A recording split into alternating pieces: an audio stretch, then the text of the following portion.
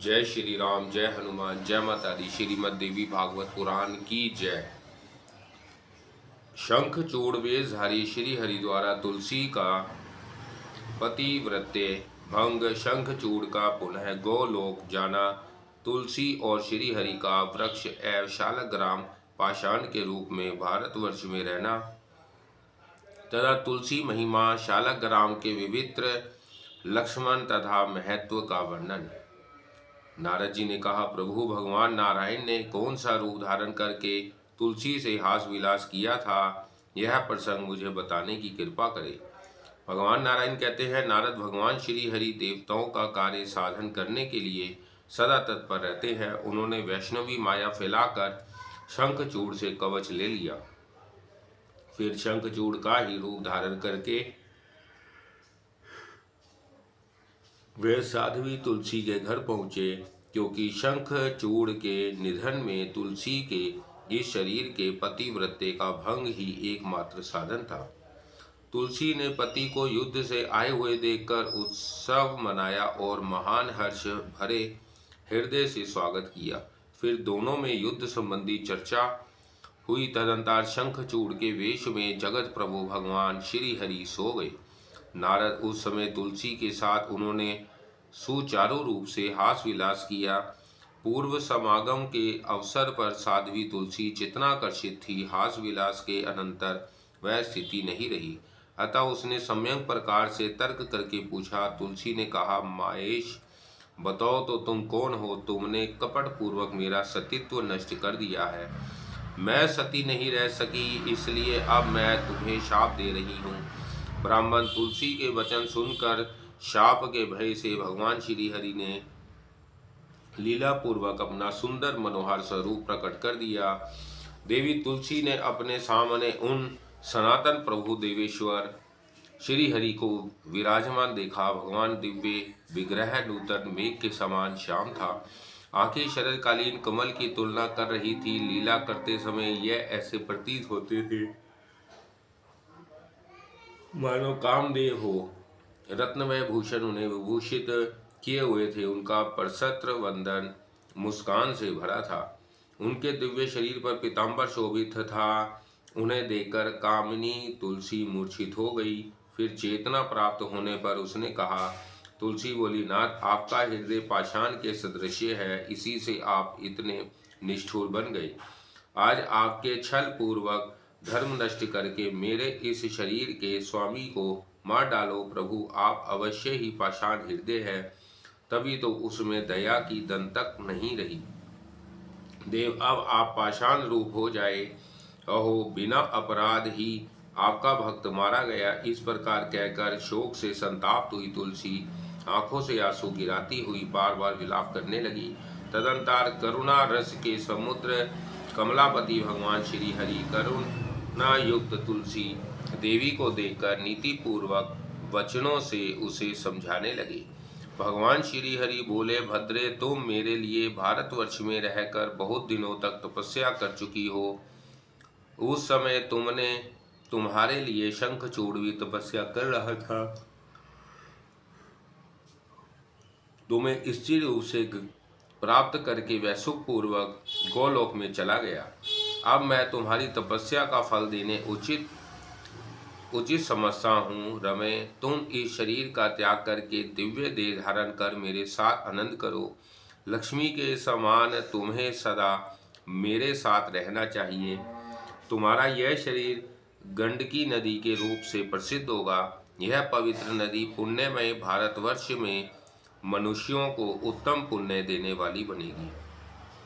तुम्हारा केशक कलाब पवित्र वृक्ष होगा। तुम्हारे केश से उत्पन्न होने के कारण तुलसी के नाम से ही उसकी प्रसिद्धि होगी।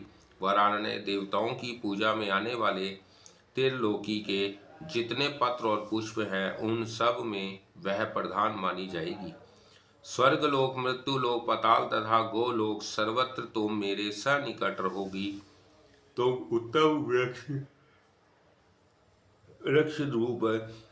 रूप होकर पुष्पों को सुशोभित करोगी। गोलोक, विरजा, नदी के तट, रस मंडल, वृंदावन, भंडीर वन, चंपक वन, मनोहार चंदन वन तथा माधवी, केतकी कुंड और मलिका के वन में तुम्हारा निवास होगा। इन सभी पुण्य स्थानों में तुम्हारा पुण्यप्रद वास होगा। तुलसी वृक्ष के नीचे के स्थान परम पवित्र होंगे, अतः वहां संपूर्ण तीर्थों का पुण्यप्रद अधिष्ठान होगा। वरान ने तुलसी के गिरे हुए पत्तों को प्राप्त करने के लिए उसी के नीचे समस्त देवता रहेंगे तथा मैं भी रहूंगा। तुलसी पत्र के जल से जिसका अभिषेक हो गया उसे संपूर्ण तीर्थों में स्नान तथा समस्त यज्ञों में दीक्षित समझना चाहिए। साध्वी हजारों घड़े अमृत से भगवान श्री हरि को जो तृप्त होती है, उतनी ही तृप्ति वह तुलसी के एक पत्ते के चढ़ाने से प्राप्त करते हैं। 10,000 गोदान से जो फल प्राप्त होता है, वही फल कार्तिक महीने में तुलसी के पत्र दान से सुलभ है। जिस व्यक्ति के मुख में मृत्यु के अवसर पर तुलसी पत्र का जल प्राप्त हो जाता है, वह संपूर्ण पापों से मुक्त होकर भगवान विष्णु के लोक का अधिकारी बन जाता है।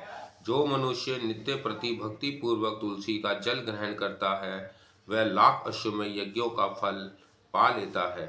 जो मानव तुलसी को अपने हाथ में लेकर तीर्थ में प्राण त्यागता है, वह तुलसी विष्णु लोक में चला जाता है। तुलसी काष्ठ की माला को गले में धारण करने वाला पुरुष पद पद पर अश्वमेध यज्ञ के फल का भागी होता है, इसमें संदेह नहीं। जो मनुष्य तुलसी को अपने हाथ पर रखकर प्रतिज्ञा करता है और फिर उस प्रतिज्ञा का पालन नहीं कर सकता, उसे सूर्य और चंद्रमा की अवधि पर्यंत काल सूत्र नामक नरक में यातना भोगनी पड़ती है। जो मनुष्य तुलसी के समीप झूठी प्रतिज्ञा करता है, वह कुंभी पाक नरक नामक नरक में जाता है और वहां दीर्घ काल तक वास करता है। मृत्यु के समय जिसके मुख में तुलसी के जल का एक कण भी चला जाता है, तो वह अवश्य ही विष्णु लोक को जाता है। पूर्णिमा, अमावस्या, द्वादशी, सूर्य संक्रांति, मध्य काल रात्रि दोनों संध्याएं, अशोच के समय, रात में सोने के पश्चात, बिना नहाए धोए इन समयों में तथा तेल लगाकर जो मनुष्य तुलसी के पत्रों को तोड़ते हैं, वह मानो स्वयं भगवान श्री हरि के मस्तक को ही काटते हैं। साध्वी श्राद्ध, व्रत, दान, प्रतिष्ठा तथा देवर्चन के लिए तुलसी पत्र बासी होने पर भी 3 रात तक पवित्र ही रहता है। पृथ्वी पर अथवा जल में गिरा हुआ तथा श्री विष्णु को अर्पित तुलसी पत्र धो देने पर दूसरे कार्य के लिए शुद्ध माना जाता है। गोलोक निरापद धाम है। तुम तुलसी के अधिष्ठात्री देवी बनकर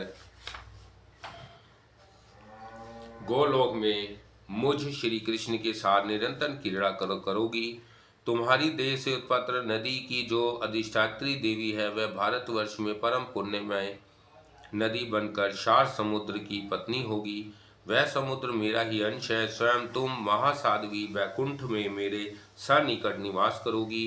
तुम लक्ष्मी के समान वहां विराजमान रहोगी, इसमें संशय नहीं है। मैं तुम्हारे शाप को सत्य करने के लिए भारतवर्ष में पाषाण शालाग्राम बनूंगा।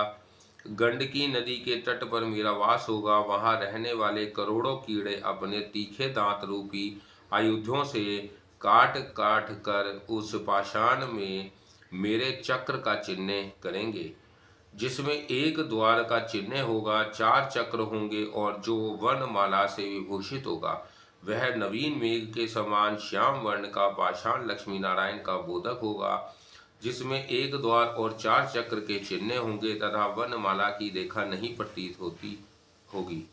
ऐसे नवीन मेघ की तुलना करने वाले श्याम रंग के पाषाण को लक्ष्मी और विष्णु ही प्रतिमा समझना चाहिए। 2 द्वार, 4 चक्र और गाय के खुर के चिन्ह से सुशोभित एक वर्णमाला के चिन्ह से रहित पाषाण को भगवान राघवेंद्र का विग्रह मानना चाहिए, जिसमें बहुत सूक्ष्म 2 चक्र के चिन्ह हों और वर्णमाला की रेखा ना हो। उस नवीन मेघ के समान कृष्ण वर्ण के पाषाण को भगवान वामन मानना चाहिए।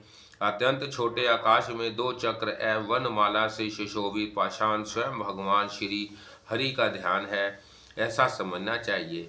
ऐसे मूर्ति ग्रस्तों को सदा श्री संपत्र बनाती है, जो पूरा स्थूल हो, जिसकी आकृति गोल हो, जिसके ऊपर वनमाला का चिन्ह अंकित ना हो तथा जिसमें दो अत्यंत स्पष्ट चक्र के चिन्ह दिखाई पड़ते हो, वह पाषाण भगवान दामोदर का बोधक है।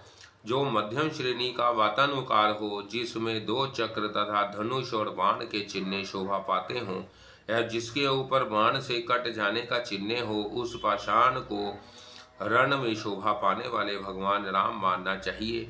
जो मध्य श्रेणी का पाषाण 7 चक्रों से तथा छत्र एवं आभूषणों से अलंकृत हो, उसे भगवान राजेश्वर की प्रतिमा समझे। उसकी उपासना से मनुष्यों को राजा की संपत्ति सुलभ हो सकती है। 14 चक्रों से सुशोभित तथा नवीन मेघ के समान रंग वाले स्थूल पाषाण को भगवान अनंत का विग्रह मानना चाहिए। उसके पूजन से धर्म, अर्थ, काम और मोक्ष ये चारों फल प्राप्त होते हैं। जिसकी आकृति चक्र के समान हो तथा जो दो चक्र श्री और गौ खुर के चिन्ह से शोभा पाते हों, ऐसे नवीन मेघ के समान वर्ण वाले मध्य श्रेणी के पाषाण को भगवान मधुसूदन समझना चाहिए। केवल एक गुप्त चक्र से युक्त पाषाण भगवान गदाधर का तथा 2 चक्र एवं अश्व के मुख की आकृति से युक्त पाषाण भगवान हयग्रीव का विग्रह कहा जाता है। साध्वी, जिसका मुख अत्यंत विस्तृत हो, जिस पर 2 चक्र चिन्ह हो तथा जो बड़ा विकट प्रतीत होता हो, ऐसे पाषाण को भगवान नरसिंह की प्रतिमा समझनी चाहिए। मनुष्यों के लिए यह साध वैराग्य प्रदान करने वाला है, जिसमें 2 चक्र हो, विशाल मुख हो तथा जो वनमाला के चिन्ह से संपन्न हो। ग्रस्तों के लिए सुखदायी उस पाषाण को भगवान लक्ष्मी नारायण का विग्रह समझना चाहिए। जो द्वार देश में 2 चक्रों से युक्त हो तथा जिस पर श्री का चिन्ह स्पष्ट दिखाई पड़े, ऐसे पाषाण को भगवान वामदेव का विग्रह मानना चाहिए। इस विग्रह की अर्चना से संपूर्ण कामनाएं सिद्ध हो सकेंगी। सूक्ष्म चक्र के चिन्ह से युक्त नवीन मेघ के समान श्याम तथा मुख पर बहुत से छोटे छोटे छिद्रों से सुशोभित पाषाण प्रद्युम्न का स्वरूप होगा। इसके प्रभाव से ग्रस्त सुखी हो जाएंगे। जिसमें 2 चक्र सटे हुए हों और जिसका पृष्ठभाग विशाल हो, ग्रस्तों को निरंतर सुख प्रदान करने वाले उस पाषाण को भगवान संकर्षण की प्रतिमा समझना चाहिए। जो अत्यंत सुंदर गोलाकार हो तथा पीले रंग से सुशोभित हो। विधान पुरुष कहते हैं कि ग्रस्त आश्रमियों को सुख देने वाला वह पाषाण भगवान अनिरुद्ध का स्वरूप है। जहाँ शालग्राम की शिला रहती है, वहाँ भगवान श्री हरि विराजते हैं और वहीं संपूर्ण तीर्थों को साथ लेकर भगवती लक्ष्मी भी निवास करती है। ब्रह्मा हत्या आदि जितने पाप हैं वह सब शालग्राम शिला की पूजा करने से नष्ट हो जाते हैं। छत्राकार शालग्राम में राज्य देने की तथा वार्तानुकूल प्रचुर संपत्ति देने की योग्यता है। शकट के आकार वाले शालग्राम से दुख तथा शूल के नोक के समान आकार वाले से मृत्यु होनी चाहिए है।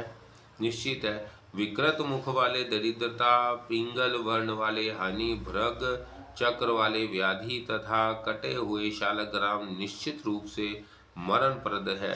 व्रत, दान, प्रतिष्ठा तथा श्राद्ध आदि सत्य कार्य शालग्राम की सानिधि में करने में सर्वोत्तम हो सकते हैं।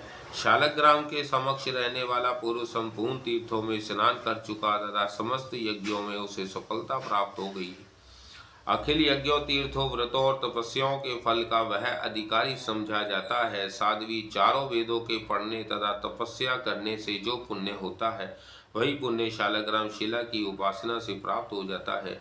जो निरंतर शालग्राम शिला के जल से अभिषेक करता है, वह संपूर्ण दान के पुण्य एवं पृथ्वी की प्रदक्षिणा के उत्तम फल का मानव अधिकारी हो जाता है। शालग्राम शिला के जल का निरंतर पान करने वाला पुरुष देवाली भाष्य प्रसाद पाता है, इसमें संशय नहीं है। संपूर्ण तीर्थ उस पुण्य आत्मा पुरुष का स्पर्श करना चाहते हैं। जीवन मुक्त एवं महान पवित्र वह व्यक्ति भगवान श्री हरि के पद का अधिकारी हो जाता है। भगवान के धाम में वह उनके साथ असंख्य प्राकृत प्रलय तक रहने की सुविधा प्राप्त करता है, वहां जाते ही भगवान उसे अपना दास बना लेते हैं। उस पुरुष को देखकर ब्रह्मा हत्या के समान जितने बड़े बड़े पाप हैं वह सब प्रकार भागने लगते हैं। जैसे गरुड़ को देखकर सर्प उस पुरुष के चरणों की रज से पृथ्वी देवी तुरंत पवित्र हो जाती है, उसके जन्म लेते ही लाखों पितरों का उद्धार हो जाता है। मृत्यु काल के अवसर पर जो शालग्राम के जल का पान करता है वह संपूर्ण पापों से मुक्त होकर विष्णु लोक को चला जाता है, उसे निर्वाण मुक्ति सुलभ हो जाती है। वह कर्म भोग से छूटकर भगवान श्री हरि के चरणों में लीन हो जाता है, इसमें कोई संशय नहीं। शालग्राम को हाथ में लेकर मिथ्या बोलने वाला व्यक्ति कुंभीपाक नरक में जाता है और ब्रह्मा की आयु पर्यंत उसे वहां रहना पड़ता है। जो शालग्राम को धारण करके ही हुई प्रतिज्ञा का पालन नहीं करता उसे लाख मनवंतर तक 80 पत्र नामक नरक में रहना पड़ता है। कांते, जो व्यक्ति शालग्राम पर से तुलसी के पत्र को दूर करेगा उसे दूसरे जन्म में स्त्री साथ ना दे सकेगी। शंख से तुलसी पत्र का विच्छेद करने वाला व्यक्ति भार्याहीन तथा 7 जन्मों तक रोगी होगा। शालग्राम, तुलसी और शंख, इन तीनों को जो महान ज्ञानी पुरुष एकत्र सुरक्षित रूप से रखता है उससे भगवान श्री हरि बहुत प्रेम करते हैं। नारद इस प्रकार देवी तुलसी से कहकर भगवान श्री हरि मौन हो गए। उधर देवी तुलसी अपना शरीर त्याग कर दिव्य रूप से संपन्न हो भगवान श्री हरि के वक्षस्थल पर लक्ष्मी की भांति शोभा पाने लगी। कमलापति भगवान श्री हरि उसे साथ लेकर वैकुंठ पधार गए। नारद, लक्ष्मी, सरस्वती, गंगा और तुलसी ये 4 देवियां भगवान श्री हरि की पत्नियां हुई। उसी समय तुरंत तुलसी की देह से गंड की नदी उत्पन्न हुई और भगवान श्री हरि भी उसी के तट पर मनुष्यों के लिए पुण्यप्रद शालग्राम शिला बन गए। मुने, वहां रहने वाले कीड़े शिला को काट काट कर अनेक प्रकार की बना देते हैं। वह पाषाण जल में गिरकर निश्चय ही उत्तम फल प्रदान करते हैं। जो पाषाण धरती पर पड़ जाते हैं उन पर सूर्य का ताप पड़ने से पीलापन आ जाता है। ऐसी शिला को पिंगला समझनी चाहिए। नारद, इस प्रकार यह सभी प्रसंग मैंने कह सुनाया। आप पुनः क्या सुनना चाहते हो? जय श्री राम, जय हनुमान, जय माता दी। श्रीमद् देवी भागवत पुराण की जय। तुलसी पूजन, ध्यान, नामाष्टक तथा तुलसी सतवन का वर्णन। नारद जी ने पूछा, प्रभु, जिस समय भगवान नारायण ने तुलसी को अपनी प्रिया बनाकर उनकी पूजा की उस समय किस विधि से उनका पूजन किया गया था और किस प्रकार स्तुति की गई थी, यह प्रसंग सुनने की कृपा करें। भगवान, सबसे पहले देवी की पूजा किसने की और किसने इनका सत्वन किया अथवा किस प्रकार ये देवी सुपूजित हुई, यह सभी मैं आपसे सुनना चाहता हूँ। सूत जी कहते हैं, मुनिवरों, नारद की बात सुनकर भगवान नारायण का मुखमंडल प्रसन्नता से खिल उठा। उन्होंने पापों का ध्वंस करने वाली परम पुण्यमय कथा कहनी आरंभ कर दी। भगवान नारायण बोले, मुने, भगवान श्री हरि तुलसी का सम्मान करके उसके और लक्ष्मी दोनों के साथ आनंद करने लगे। उन्होंने तुलसी को भी गौरव प्रदान करके उसे भी लक्ष्मी के समान सौभाग्यवती बना दिया। लक्ष्मी और गंगा तो तुलसी के नव संगम और सौभाग्य गौरव को सहन करती रही, किंतु सरस्वती को शोभ हो जाने के कारण उन्हें यह प्रसंग अभिप्राय हो गया। सरस्वती के द्वारा अपमानित होकर तुलसी अंतर्धान हो गई। देवी तुलसी को संपूर्ण योग सिद्धि प्राप्त थी। ज्ञानियों के लिए सिद्धि स्वरूपा उस देवी ने श्री हरि की आंखों से अपने को सर्वत्र छिपा लिया। भगवान ने उसे ना देखकर सरस्वती को समझाया और उससे आज्ञा लेकर वह तुलसी वन के लिए चल पड़े।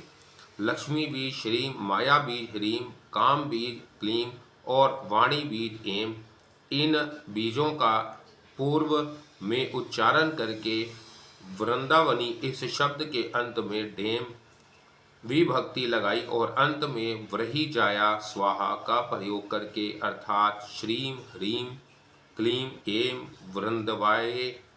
वृंदावय वन्ने स्वाहा इस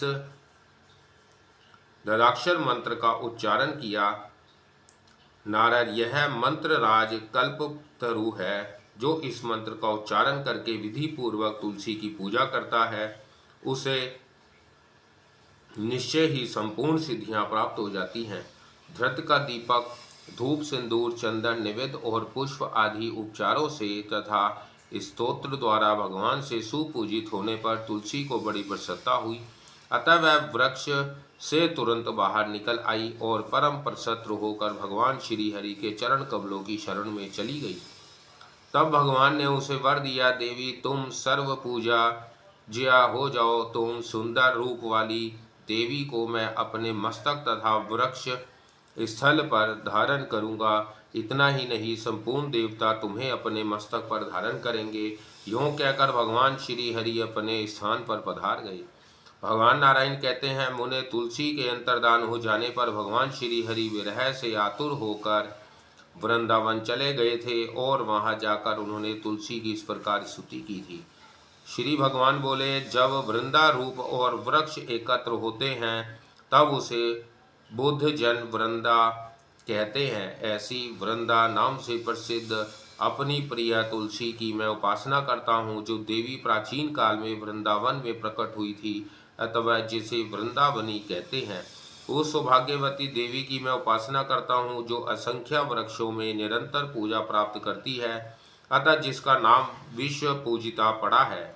उस देवी की मैं उपासना करता हूँ। देवी तुमने अनंत विश्व को पवित्र किया है, ऐसी तुम विश्व पावनी देवी की मैं विरह से आतुर होकर उपासना करता हूँ, जिसके बिना प्रचुर पुष्प अर्पण करने पर भी देवता प्रसन्न नहीं होते। ऐसी पुष्प सारा पुष्पों की सारभूता शुद्ध स्वरूपनी तुलसी देवी के शोक से घबराकर मैं दर्शन करना चाहता हूँ। संसार में जिसकी प्राप्ति मात्र से भक्त परम आनंदित हो सकता है, इसलिए नंदिनी नाम से जिसकी प्रसिद्धि है, वह भगवती तुलसी अब मुझ पर प्रसन्न हो जाए। अखिल विश्व में जिस देवी की तुलना नहीं की जा सकती अथवा जो तुलसी कहलाती है, उस अपनी प्रिया की मैं शरण ग्रहण करता हूँ। वह साध्वी तुलसी भगवान श्री कृष्ण की जीवन स्वरूपा निरंतर प्रेम प्रदान करने वाली होने से कृष्ण जीवनी नाम से विख्यात है। वह देवी तुलसी मेरे जीवन की रक्षा करे। इस प्रकार स्तुति करके लक्ष्मीकांत भगवान श्री हरि वही विराजमान हो गए। इतने में उनके सामने साक्षात तुलसी प्रकट हो गई। उस साध्वी ने उनके चरणों में तुरंत मस्तक झुका दिया। अपमान के कारण उस माननी की आंखों से आंसू बह रहे थे, क्योंकि पहले उसे बड़े सम्मान मिल चुका था। ऐसी प्रिया तुलसी को देखकर भगवान श्री हरि ने उसे तुरंत हृदय से लगा लिया। साथ ही सरस्वती से आज्ञा लेकर उसे अपने साथ ले गए। प्रयत्न पूर्वक सरस्वती के साथ तुलसी का प्रेम स्थापित करवाया। साथ ही भगवान ने तुलसी को वर दिया, देवी तुम सर्व पूज्य और शिरोधार्य हो, सब लोग तुम्हारा आदर एवं सम्मान करें। भगवान विष्णु की इस प्रकार कहने पर वह देवी परम संतुष्ट हो गई। सरस्वती ने उसे खींचकर अपने पास बैठा लिया। नारद उस समय लक्ष्मी और गंगा के मुख पर हंसी छा गई। उन देवियों ने विनय पूर्वक साध्वी तुलसी का हाथ जोड़कर उसे भवन में प्रवेश करवाया। वृंदावनी, विश्व पूजिता, विश्व पावनी, पुष्प सारा, नंदिनी तुलसी और कृष्ण जीवनी, यह देवी तुलसी के 8 नाम है। यह सार्थक नाम वाली स्तोत्र के रूप में परिणत है। जो पुरुष तुलसी की पूजा करके इस नामाष्टक का पाठ करता है, उसे अश्वमेध यज्ञ का फल प्राप्त हो जाता है। कार्तिक की पूर्णिमा तिथि को देवी तुलसी का मंगलमय प्रकाट्य हुआ और सर्वप्रथम भगवान श्री हरि ने अपनी उसकी पूजा संपन्न की। तब से यह नियम बन गया है कि इस कार्तिक पूर्णिमा के अवसर पर विश्व पावनी तुलसी की भक्ति भाव से पूजा करने वाला व्यक्ति संपूर्ण पापों से मुक्त होकर भगवान विष्णु के लोक में चला जाता है। जो कार्तिक महीने में भगवान विष्णु को तुलसी पत्र अर्पण करता है, वह 10,000 गोदान का फल निश्चित रूप से पा जाता है। इस तुलसी नामाष्टक के श्रवण मात्र से संतानहीन पुरुष पुण्यवान बन जाता है। जिसे पत्नी ना हो उसे पत्नी मिल जाती है तथा बंधुहीन व्यक्ति बहुत से बंधनों को प्राप्त कर लेता है। इसके श्रवण से रोगी रोग मुक्त हो जाता है। बंधन में पड़ा हुआ व्यक्ति छुटकारा पा जाता है। भयभीत पुरुष निर्भय हो जाता है और पापी पापों से मुक्त हो जाता है। नारद, यह तुलसी स्तोत्र बतला दिया, अब ध्यान और पूजा विधि सुनो। तुम तो इस ध्यान को जानते ही हो, वेद की कणव शाखा में इसका प्रतिपादन हुआ है। ध्यान में संपूर्ण पापों को नष्ट करने की आवाज शक्ति है। ध्यान करने के पश्चात बिना आवाहन किए भक्ति पूर्वक तुलसी के वृक्ष में षोडोपचार से इस देवी की पूजा करनी चाहिए। परम साध्वी तुलसी पुष्पों में सार है। इनका संपूर्ण मनोहार मंगल पवित्र है। किए हुए पाप को भस्म करने के लिए यह प्रज्वलित अग्नि की लपट के समान है। पुष्पों में किसी से भी इसकी तुलना नहीं की जा सकती। वेदों में इसकी महिमा वर्णित है। सभी अवस्थाओं में ये पवित्रात्मयी बनी रहती है। तुलसी नाम से इनकी प्रसिद्धि है। भगवान इन्हें अपने मस्तक पर धारण करते हैं।